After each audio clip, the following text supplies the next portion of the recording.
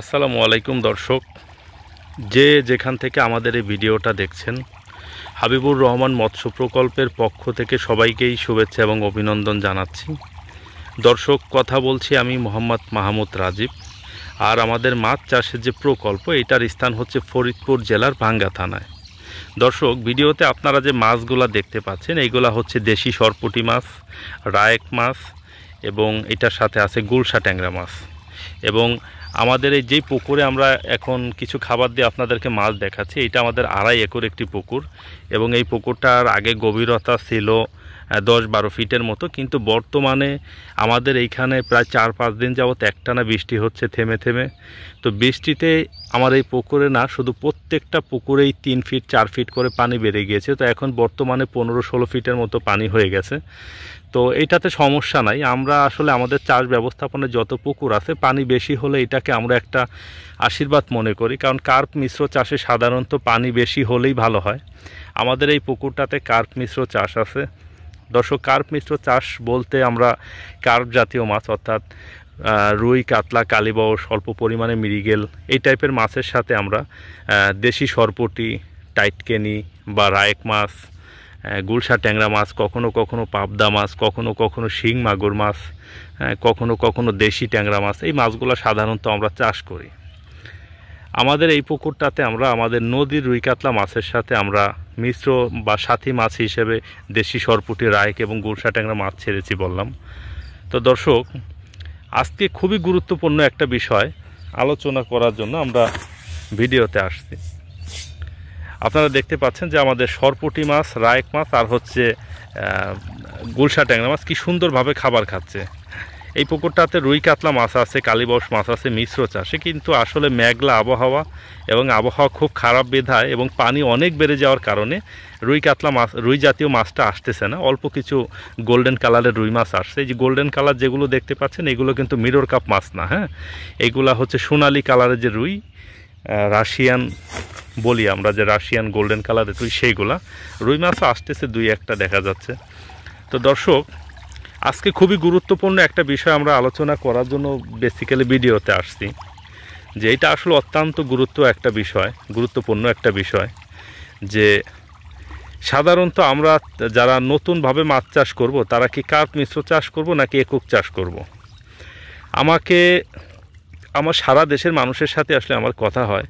তো মানুষের কাছ থেকে, যারা প্রান্তিক পর্যায়ের চাষি, তাদের কাছ থেকে আমি যেই ইনফরমেশনটা পেয়েছি, ম্যাক্সিমাম মানুষ হচ্ছে মাছ চাষটা শুরু করার সময় শুরু করে তেলাপিয়া মাছ এবং পাঙাশ মাছ দিয়ে, এবং প্রাথমিক স্টেজেই তারা আসলে প্রফিট করতে পারে না। হ্যাঁ, এই জায়গাটাতে তারা নিরুৎসাহিত হয়।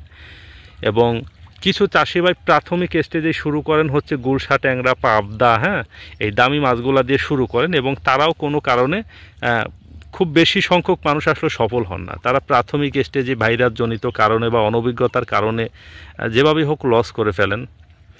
তো দর্শক, আপনারা আসলে একক চাষ করবেন না মিশ্র চাষ করবেন, এটা আজকে আমাদের ভিডিওর মূল বিষয়। তো আমি সর্বপ্রথম বলবো যে যেই চাষটা করে সফলতা পাবেন, সে সেই চাষটাই করবেন। যার এলাকাতে যেই চাষটা করে ভালো সুবিধা পাওয়া যায়, সে সেই চাষটাই করবেন। যদি কই মাছ চাষ করে ভালো করা যায়, আপনি করবেন। আপনি যদি উৎপাদন করে দেখা যায় যে বিক্রি করে যদি ভালো একটা অ্যামাউন্ট আপনার লাভ থাকে, আপনি করেন। তেলাপিয়া, পাঙাশ করে যদি প্রফিট হয়, তাহলে অবশ্যই করবেন, কেন করবেন না। কিন্তু যেটা বেসিক্যালি বিষয় দর্শক, যে একক চাষ ভার্সেস যদি আমরা মিশ্র চাষ বলি, তাহলে এখানে কিছু পার্থক্য আছে। ধরেন একক চাষের মাছ সাধারণত কোনগুলা হয়, ধরেন কই মাছ, তেলাপিয়া মাছ, পাঙাশ মাছ, এইগুলোই সাধারণত বেশিরভাগ একক চাষে হয় এবং অধিক উৎপাদন করা সম্ভব হয়। তো দর্শক, আমি আমার ব্যক্তিগত অভিজ্ঞতা থেকে বলছি, আমি 14 সালে যখন মাছের প্রকল্প শুরু করি, শখের বসে শুরু করতে করতেই তো আজকে আমাদের প্রকল্পটা আল্লাহর রহমতে বড় হয়েছে, আলহামদুলিল্লাহ। তো তখন আমি দেখেছিলাম তেলাপিয়া, পাঙাশ, কই মাছের যেরকম বাজার ছিল, আমার মনে হয় এখনও ঠিক ওই রকমই বাজার আছে। হয়তো কোনো কোনো এলাকায় ক্ষেত্রবিশেষ 10-20 টাকা বেশি কম থাকতে পারে। কিন্তু দর্শক, আজ থেকে 10 বছর আগে আমি মাছের ফিডের যে দাম দেখেছিলাম, আজকে কিন্তু বর্তমান বাজারে সেই দাম কিন্তু আর এখন নেই। এখন কিন্তু সেইটা ডাবল হয়ে গেছে, কোথাও কোথাও প্রায় ডাবলের কাছাকাছি চলে গিয়েছে। এই যে একটা বিষয়, এইখানে কিন্তু উৎপাদন খরচটা কিন্তু অত্যাধিক পরিমাণে বেড়ে গিয়েছে। কিন্তু মাছের দাম কিন্তু খুব একটা পরিমাণে আসলে বৃদ্ধি পায় নাই। এইটা কিন্তু খুবই একটা বোঝার বিষয়। মাছ চাষ জিনিসটাই হচ্ছে এরকম যে আপনি মাছ চাষ করবেন, মাছ চাষ করার পূর্ব শর্ত হচ্ছে যে মাছের যা যা লাগবে সেইগুলো আপনাকে ঠিকঠাক মতো দিতে হবে। দেওয়ার পরে একটা সময় আপনার মাছ উৎপাদিত হবে, মাছে যখন ভালো প্রোডাকশন হবে, আপনার যে পরিমাণ আপনার কাঙ্ক্ষিত আপনি মাছ পেতে চান সেই পরিমাণ মাছ যখন উৎপাদন হয়ে যাবে তখন আপনি বিক্রি করে ওইখান থেকে কিছু মুনাফা অর্জন করবেন, আপনি লাভবান হবেন। তো দর্শক, এই জায়গাটাতে যে প্রবলেমটা যে একক চাষের মাছগুলো সাধারণত একটু সস্তা আইটেম হওয়ার কারণে দেখা যায় চাষি ভাইরা যে ওইভাবে আসলে প্রফিট করা সম্ভব হয় না। তারা দেখা যায় 1 কেজি মাছ উৎপাদন করে যে পরিমাণ খরচা হয় ওষুধপত্র ব্যবহার করে, বাজারজাত করে এবং সার্বিক সব তত্ত্বাবধান করে দেখা যায় যে অবশেষে খুব একটা লাভ করা যায় না, অল্প কিছু লাভ হয় অথবা লাভটাই আসলে ওইভাবে হয় না। হ্যাঁ, কিছু পরিমাণে লস হয়ে যায়, কারণ তারা খাবারের ফিড কস্টিংয়ের সাথে মাছের এফসিআরের সাথে মাছের যে সেলিং যে প্রাইস ওইটা আসলে অ্যাডজাস্ট করতে পারে না। এই জায়গাতে অনেক চাষি ভাইরা নিরুৎসাহিত হন। এই জন্য যারা আসলে আমাকে ফোন কল করে জিজ্ঞেস করেন বা দীর্ঘ সময় আলোচনা করেন বা আলোচনা করার প্রয়োজন মনে করতেছেন বা মাছ চাষে আসবেন এমন মুহূর্তে আসলে কী মাছ নিয়ে আপনি শুরু করবেন, আপনি যেটা চিন্তা করতেছেন, আমি আপনাদেরকে বলবো ভাই আপনারা কার্প জাতীয় মাছ দিয়ে চাষটা শুরু করেন। দেখেন, যে যত যাই বলুক না কেন, চাষের মাছ মেইনই হচ্ছে রুই কাতলা। হ্যাঁ, রুই কাতলা, মৃগেল বলেন, এইগুলাই আমাদের চাষের মেইন মাছ। এরপরে যেইগুলো আছে সেগুলো আর্টিফিশিয়াল এবং সেইগুলা পরবর্তীতে উদ্ভাবিত, কিন্তু রুই কাতলা মৃগেল এইগুলা কিন্তু উদ্ভাবিত না, কালীবাউস এইগুলা কিন্তু উদ্ভাবিত না। এইগুলা কিন্তু আমাদের জন্মের আগে, আমার বাপ দাদার জন্মের আগেও কিন্তু এগুলো আমাদের দেশের মাছই ছিল। হ্যাঁ, এবং আমাদের জলবায়ু, মাটি, পানির সাথে আমাদের দেশের সাথে এই মাছগুলোর সম্পর্ক কিন্তু শত শত বছর জুড়ে। হ্যাঁ, সুতরাং এইগুলাই আমাদের দেশি মাছ এবং মাছ চাষ ব্যবস্থাপনা এই জাতীয় মাছগুলো চাষ করেই সফলতা পাওয়া বেশিরভাগ সম্ভব, এবং সফলতাও যদি খুব বেশি না হয় ব্যর্থতারও সংখ্যা অতটা বেশি হয় না। দর্শক দেখেন, আমার এই পুকুরে গুলশা ট্যাংরা মাছ আছে প্রায় 1 লক্ষের মতো, তার সাথে অল্প পরিমাণে কিছু দেশি সরপুঁটি এবং টাইটকেনি মাছ আছে। শতাংশে 50টা দেশি সরপুঁটি আছে এবং 60 পিস করে আমাদের টাইটকেনি মাছটা আছে। এইখানে আবার অনেক চাষি ভাইরা ভাবতে পারেন যে টাইটকেনি সরপুঁটি মাছ তো কার্প জাতীয় মাছ, তো এইটা আপনার রুই মাছ গ্রোথকে হ্যাম্পার করতেছে কিনা? হ্যাঁ, কিছুটা তো করতেই পারে। যদি আমি ঠিকঠাক মতো খাবার না দিই তাহলে কিছু করতে পারে, কিন্তু আমরা তো ঠিকঠাক মতো খাবার দিচ্ছি, ওরকম সমস্যা হয় না। তো কিছুটা যদি গ্রোথ হ্যাম্পার হয়ও, দেখেন রুই মাছের থেকে কিন্তু টাইটকেনি সরপুঁটি মাছের বাজারটা অনেক ভালো। আমাদের এইখানে আল্লাহর রহমতে মোটামুটি ভালো একটা সাইজ করে নিতে পারলে 500-র উপরেই মোটামুটি আমরা বিক্রি করি। এই বছর যদিও বাজারটা আসলে সব বছরের তুলনায় খারাপ, এই বছর অনেক খারাপ বাজার যাচ্ছে, তারপরও খারাপ না দাম। হ্যাঁ, আল্লাহর রহমতে অন্যান্য মাছের তুলনায় অনেক ভালো। তো দর্শক, এই জায়গাটায় গিয়ে আসলে আমাদের একটা ভালো একটা মোটামুটি প্রফিটের মার্জিন চলে আসে, কারণ টাইটকেনি সরপুঁটি মাছ অনেক দামি মাছ, যেটুকু বডি হ্যাম্পার হয় তাতে আসলে কোনো সমস্যা হয় না। আর প্রচুর খাবার দিলে, প্রচুর প্রাকৃতিক খাদ্য থাকলে, পুকুরে পানির গভীরতা ভালো থাকলে কিছুই হয় না, খুব ভালো মাছ হয়ে যায়। তো দর্শক, এই যে দেখেন আমাদের গুলশা ট্যাংরা মাছ, এটা তো একটা রিস্কি মাছ। হ্যাঁ, এই মাছটা যদি এখন ভাইরাস হয়ে আমার এই পুকুরে মারা যায়, ধরেন আল্লাহ না করুক, ইনশাআল্লাহ কিচ্ছু হবে না আমার ধারণা, আমরা মাসিক পরিচর্যাগুলো ঠিকঠাক মতো করি, তারপরও আমাদের কার্প জাতীয় মাছ যেগুলো আছে ওইগুলাতেই আমাদের প্রফিট হয়ে যাবে, আমাদের খরচাপত্র উঠে আরও প্রফিট হয়ে যাবে। হ্যাঁ, এই যে দেখেন একটা অপশন। কিন্তু আমার এই পুকুরে যদি শুধু এক প্রজাতির মাছ হতো, সেইটাতে যদি অনাকাঙ্ক্ষিত কোনো ঘটনা ঘটতো, ভাইরাস হতো, মাছে মোরক লাগতো বা পচন রোগ হইতো বা অ্যামোনিয়া ফল্ট করে যদি কোনো একটা সমস্যা হইতো, তাহলে আমার টোটাল চালানটাই কিন্তু শেষ। কিন্তু কার্প জাতীয় মাছ কিন্তু অ্যামোনিয়া ফল্ট করলেও সব মারা যায় না। এখানে কিন্তু আবার একটা ভালো গুণ আছে, যেইগুলা দুর্বল, বিশেষ করে সিলভার, ব্রিগেড, গ্রাস কাপ, ব্ল্যাক কার্প, এই টাইপের মাছগুলো খুব দ্রুতই মারা যায়, মিরর কাপ। কিন্তু রুই কাতলা জাতীয় মাছ কিন্তু খুব সহজে মারা যায় না। কালীবাউসটা মারা যায়, মৃগেলটা মারা যায়, তবে রুই কাতলা মাছ কিন্তু মোটামুটি ভালো সময় আসলে স্টে করতে পারে। আমরা যেহেতু রুই কাতলা মাছটা নদী থেকে করি, আমাদের মাছের রোগ প্রতিরোধ ক্ষমতা আরও বেশি ভালো। আমাদের এই পুকুরে যে রুই কাতলা, কালীবাউস, মৃগেল মাছ আছে, সব মাছ পদ্মা নদীর। কারণ যারা নিয়মিত ভিডিও দেখেন আপনারা জানেন যে আমরা পদ্মা নদীর মাছটাই সেই শুরু থেকে চাষ করতেছি এবং এটাতে খুব ভালো গ্রোথ পাই, রোগ প্রতিরোধ ক্ষমতাও দুর্দান্ত ভালো, এই জন্য আল্লাহর রহমতে কোনো সমস্যা হয় না। তো দর্শক, একজন প্রান্তিক পর্যায়ের চাষি ভাইকে আমি পরামর্শ দেব যে ভাই আপনারা মাছ চাষটা শুরু করেন কার্প জাতীয় মাছ দিয়ে, কারণ রুই কাতলা মাছ আপনি উৎপাদন করতে যদি আপনার 200 টাকা খরচ হয়, আপনি যদি খুব ভালো বিক্রি না করতে পারেন তারপরও 200 টাকার উপরেই আপনি বিক্রি করতে পারবেন। 10 টাকা প্রফিট হলেও আপনার হবে। কাতলা মাছ, রুই মাছ, মৃগেল মাছ, কালীবাউস মাছ, এগুলা যদি প্রতি কেজি মাছ উৎপাদনে আপনার 200 টাকা খরচ হয় তারপরও অন্তত 50 টাকা লাভ হইলেও হবে। আর যদি সব কিছু ঠিকঠাক করে করতে পারেন ইনশাল্লাহ প্রতি কেজি মাছে 100 টাকা 150 টাকা 200 টাকা পর্যন্ত প্রফিট করা কিন্তু সম্ভব, যদি সব কিছু ঠিকঠাক থাকে। এটা চাষের ধরন বোঝে, চাষের ক্ষেত্র বোঝে, এক এক সময় এক এক রকম হতে পারে, বিভিন্ন ভ্যারিয়েশন আছে।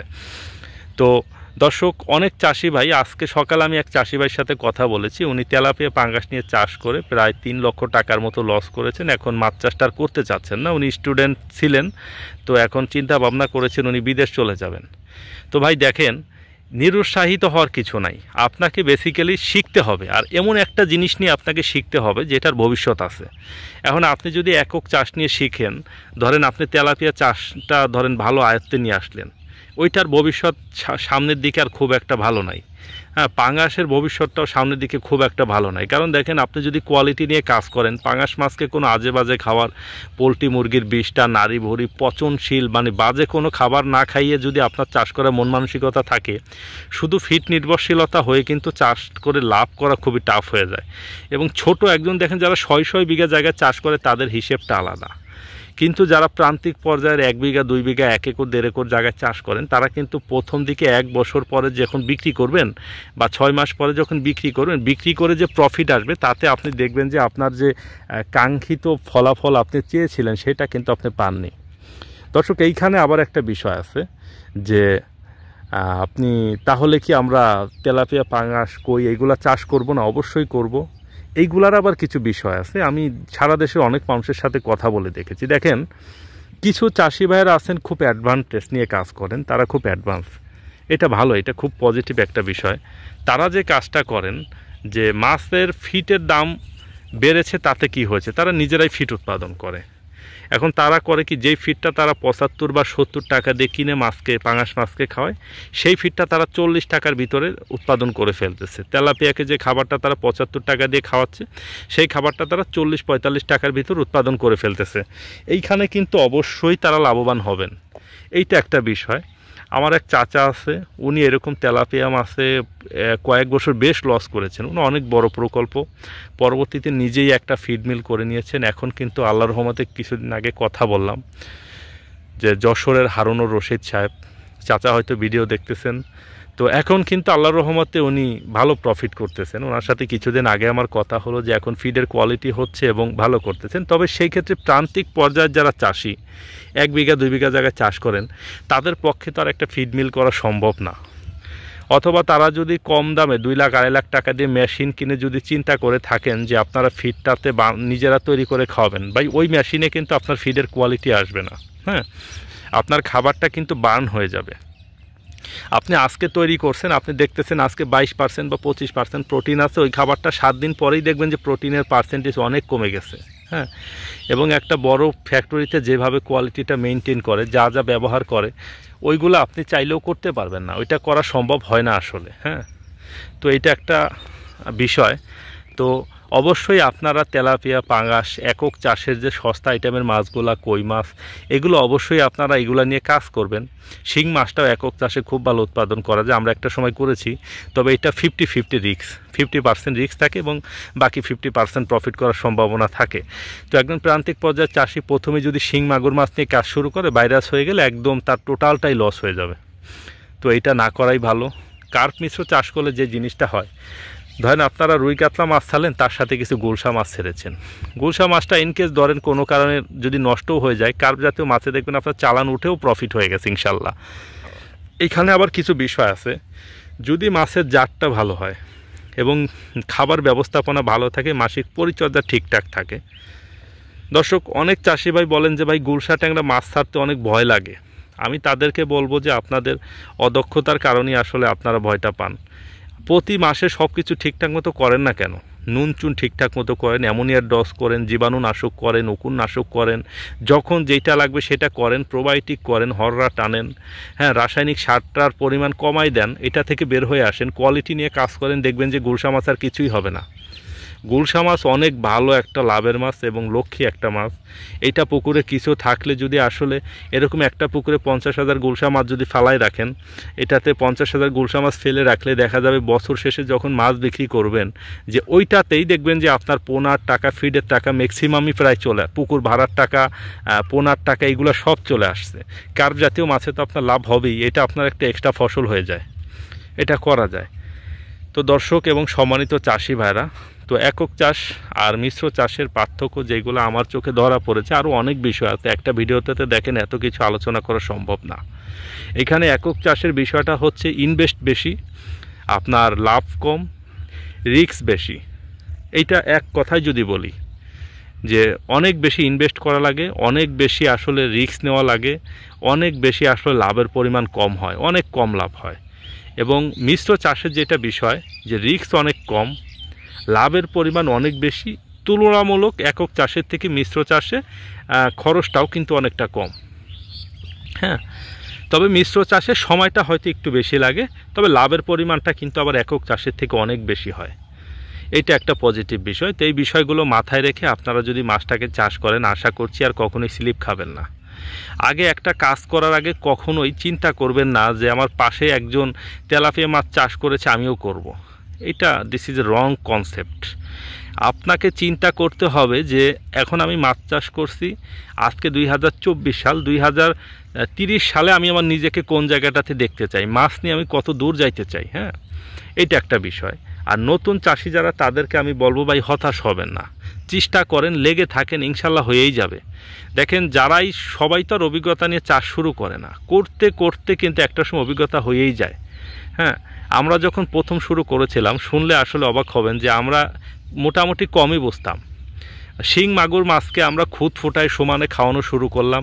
শিং মাগুর মাছ এর পায়ুপথে ব্যথা হয়ে মাছের কোষ্ঠকাঠিন্য হয়ে এমন পরিমাণে মরা শুরু করলো, প্রায় আমাদের মাছ মারা গেল, সাথে সাথে মাছগুলো ফাঙ্গালি ইনফেক্ট হয়ে গেল, পাশাপাশি মাছ মারা গেল প্রায় 20 মণ। তারপরেও কিন্তু প্রফিট হয়েছিল। তো দেখেন আজকে যদি করি, আল্লাহর রহমতে কোনো সমস্যা হবে না, আল্লাহ যদি কোনো বিপদ না দেন ইনশাল্লাহ। তো দেখেন এই যে কত অনভিজ্ঞতার সাথে কাজ করেছি, প্রোবায়োটিক কি চিনতাম না, অ্যামোনিয়ার ডোজ কী করতে হয় সেটা চিনতাম না, মাছের আবার উকুননাশক লাগে এটা প্রশ্ন করতাম, মনে মনে ভাবতাম। হ্যাঁ, তো আমার চাচা ছিল আমাদের মাছ চাষের গুরু, আমার বাবারও গুরু, আমারও গুরু, যশোরের হারুনুর রশিদ সাহেব।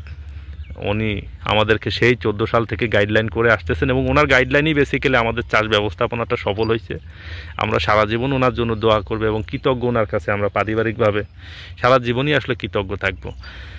তো চাচার পরামর্শে করতে করতে করতে করতে নিজে নিজে রিসার্চ করতে করতে একটা সময় দেখা যায় যে না, ভালো একটা সফলতা আল্লাহর রহমতে এখন পেয়েছি। এবং মাছ চাষ এমন একটা জিনিস দর্শক, যে একা একা সব কিছু পারা যায় না, বোঝা যায় না। যে কোনো একজন ভালো মানুষের গাইডলাইনে থেকে কিন্তু চাষ করতে হয়।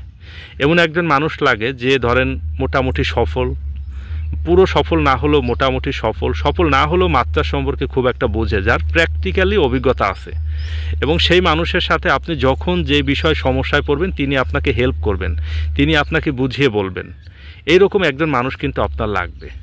তো দর্শক, আমি যারাই দেশের বিভিন্ন প্রান্ত থেকে আমার ভিডিও দেখেন, যদি আপনারা কেউ আসলে এরকমভাবে ফিল করেন যে আপনাদের গাইডলাইন দেওয়ার মতো কোনো মানুষ নাই, কী নিয়ে চাষ করবেন, হতাশায় ভুগতেছেন, বা আপনারা মনে করেন যে আপনারা চাষ করতে খুব ইচ্ছুক, মাছের আপনার প্রচুর নেশা আছে, করার মতো ক্যাপাবিলিটি আছে, কিন্তু কিভাবে শুরু করবেন, কি করবেন আপনি বুঝতে পারতেছেন না, ভাই আমার এই যে স্ক্রিনের উপরে যে নাম্বারটা দেখতে পাচ্ছেন, এই নাম্বারে হোয়াটসঅ্যাপ আছে, আমাকে ফোন করবেন, অথবা সবসময় ফোন করবেন সন্ধ্যার পরে। আমি সারাদিন খুব ব্যস্ত থাকি, সন্ধ্যার পরে প্রতিদিন আমাকে ফোন কল করেন। আমি সন্ধ্যার পরে শুধু এই চাষি ভাইদের জন্য ফ্রি থাকি। আগে সন্ধ্যার পরে একটু আড্ডা মারতাম, বন্ধু বান্ধবের সাথে ঘুরতাম, এখন সেইটাও করি না। হ্যাঁ, অথবা আমার যে হোয়াটসঅ্যাপ আছে, এটাতে আপনারা ভয়েস দিয়ে রাখতে পারেন, আমি পরে দেখে আবার সবাইকে আমি রিপ্লাই দেওয়ার চেষ্টা করি। তো দর্শক, আমার এই ক্ষুদ্র পরামর্শে যদি কোনো চাষি বা খামারি বা সামান্য পরিমাণ উপকার হয়, তাহলেই কেবল আমার এই ভিডিওটি করার সার্থকতা থাকবে। তো আমি এক কথায় আমার দৃষ্টিকোণ থেকে বলবো যে আপনারা যুগের সাথে তাল মিলিয়ে চলার চেষ্টা করুন। আর কখনো আসলে কোনো কিছুর পিছনে না দৌড়ে তার সামনে যাওয়ার চেষ্টা করেন। হ্যাঁ, এখন যুগ যেটা সেটার সাথে অ্যাডজাস্ট করার নিজেকে চেষ্টা করেন। এখন ডিজিটাল যুগ, এই ডিজিটালাইজেশনের সাথে আপনার নিজেকে আসলে সম্পৃক্ত হতে হবে। এখন আপনি ওই গতানুগতিক চাষ, সনাতন পদ্ধতির চাষ নিয়ে পড়ে থাকলে হবে না। কচুরি পচায় পুকুরে খাওয়াইলে কাজ হবে না। হ্যাঁ, কি বলে, ধানের কোড়া, গরুর গোবর, পোলট্রির বীজ, এইগুলা থেকে বের হয়ে আসেন, কোয়ালিটি নিয়ে কাজ করেন, দেখবেন যে মানুষের জন্য সেবামূলক কাজ করেন। আপনি ভালো মাছ উৎপাদন করে মানুষের টেবিলে দেন, মানুষ আপনার জন্য দোয়া করবে, আপনি ইনশাল্লাহ অটোমেটিক্যালি ভালো কিছু করতে পারবেন। তো দর্শক এবং সম্মানিত চাষি ভাইরা, যারা ফেসবুক থেকে আমার ভিডিওটা দেখতেছেন, আমার ফেসবুক পেজটাকে যদি আপনারা ফলো করেন আমি খুবই খুশি হব। এবং যারা ইউটিউব থেকে আমার ভিডিওটা দেখতেছেন, আমার ইউটিউব চ্যানেলটাকে সাবস্ক্রাইব করেন। আমার ভিডিওটা অনেক লম্বা হয়ে গেছে, তবে যাদের আসলে ভিডিওটা দরকার বা যারা এই ভিডিওটাকে প্রয়োজন মনে করবে, এটা যদি 1 ঘন্টা 1.5 ঘন্টাও দীর্ঘ হয়, তারা অবশ্যই দেখবে, এইটা আমার বিশ্বাস। তো সবাই ভালো থাকবেন, সুস্থ থাকবেন, দোয়া করবেন আমার জন্য। আমি সকল চাষি ভাইদের জন্য দোয়া করি। আর একটা কথা বলি যে দিন শেষে এইটাই সত্য কথা, মাছ চাষ অনেক ভালো একটা পেশা। হ্যাঁ, অনেক ভালো এবং লাভজনক একটা পেশা, এটা আসলে অস্বীকার করার কোনো ওয়ে নাই। যদি প্রপারভাবে করা যায়, ভালো পোনা, ভালো খাবার এবং ভালো চাষ ব্যবস্থাপনা নিয়ে করা যায়, ভালো কোয়ালিটি নিয়ে কাজ করা যায়, তাহলে অবশ্যই মাছের প্রফিট আছে। সিরিয়াসলি মাছে আসলে ভালো প্রফিট করা সম্ভব যদি ঠিকঠাক মতো করা যায়। তো দর্শক, সবাই ভালো থাকেন, সুস্থ থাকেন। ভিডিওটা আজকের মতো এখানে শেষ করতেছি। আসসালামু আলাইকুম।